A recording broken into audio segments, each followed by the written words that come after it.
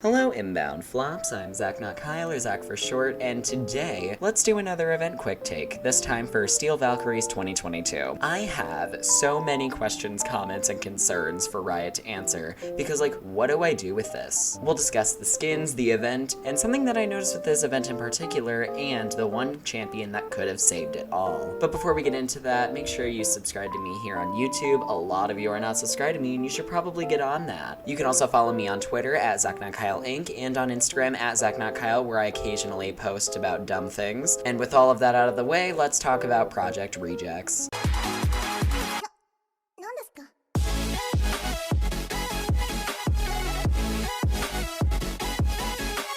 So let's preface this entire event. So to start off, it released in patch 12.16 and is unfortunately overshadowed by probably one of the best reworks in history with Udyr. There are 4 skins that were dropped, and one of them ended up being a prestige as well, totaling it out to 5 skins along with Admiral Glass, which dropped back in February. We'll get there.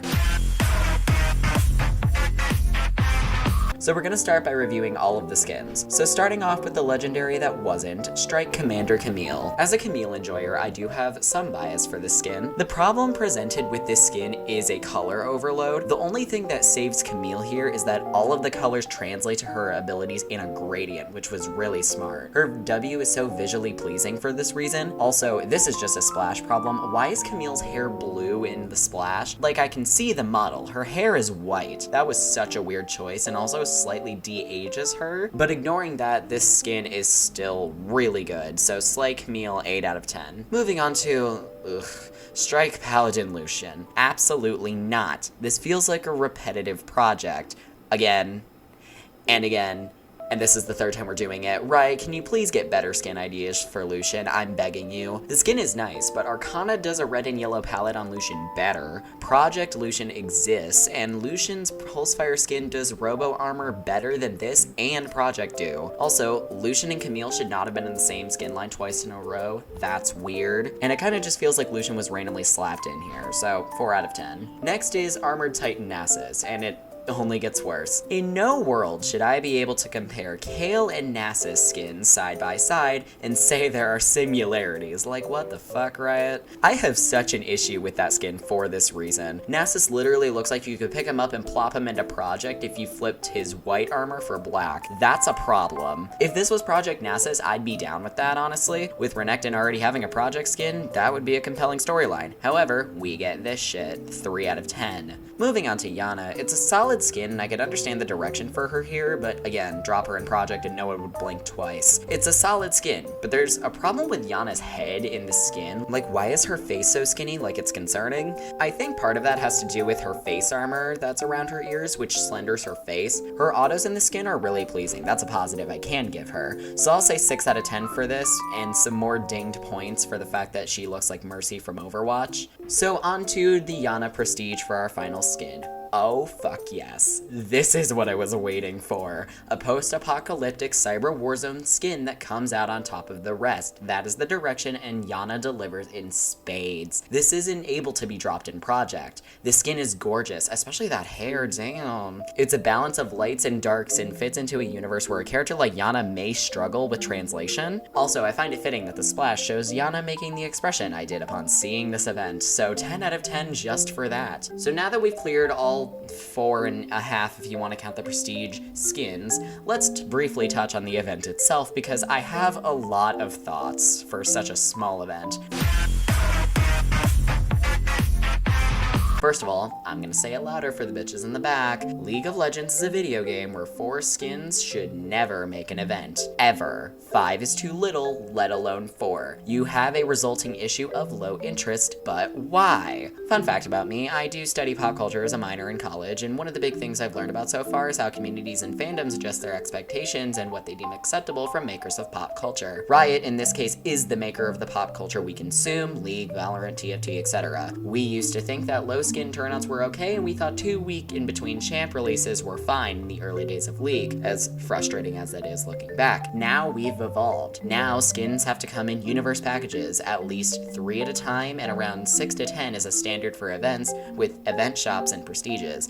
We have come to expect a legendary skin for every 5 skins we get in an event. These are all premeditated expectations of events that we now have. So when Riot bombs this hard along with Star Guardians, we get mad. That being said, once again, League of Legends is a video game where 4 skins should never make an event. That's too low of a content turnout for the standards that we've just established. This low turnout also results in a lack of something I'll touch on now, being what I describe as main mentality.